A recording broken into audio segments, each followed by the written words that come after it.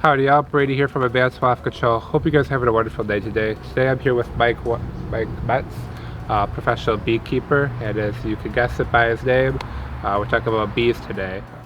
One question I get all the time is, as a pest control company, what do you do with honeybees? How do you remove them? How do you deal with them? Do you kill them? Don't you know that they're important to our environment? Well, to answer your question, I'm going to use one of our company's core values. Here at Advanced Wasp Control, we appreciate and cherish the world that God has given us. Therefore, the most possible means, we strive to be as humane, environmental friendly in all that we do.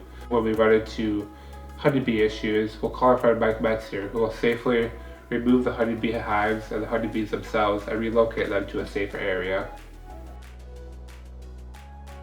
Mike, could you just give your 2 cents on kind of the whole honeybee removal? On this job here, there's 2 colonies in this apartment building. First, you open up the actual hive, kind of get everything open and exposed. Makes it more easy to get at the bees. You continually just keep vacuuming the bees out. They're not being vacuumed into the actual vacuum cleaner. There's an attachment I have that goes on top of one of the hive boxes. There's a screen inside one of the ports on there, which keeps the bees from getting sucked into the actual vacuum cleaner.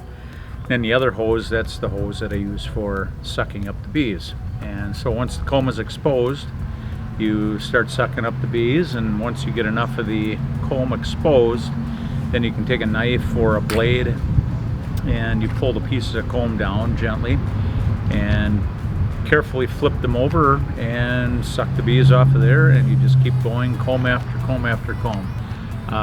This one here had about 7 or 8 combs of honey and brood in it.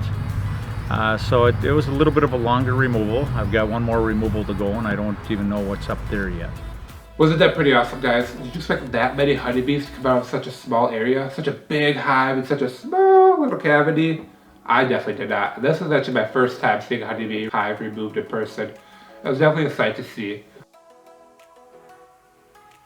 Now, Mike has been a beekeeper for over 10 years now, and he definitely knows a lot about the world of bees. So, with National Honeybee Awareness Day coming up, I thought to get his 2 cents on honeybee awareness and the importance that they play in our environment. Well, the honeybee assists in producing probably between 30 and 40% of the food that one puts on your table, whether it be indirectly by producing other foods for the other animals, such as meat to eat, as in the corn, soybeans, the grass, the clover, alfalfa. Also the crops that we eat ourselves, obviously tomatoes and cucumbers, so they're very important on that.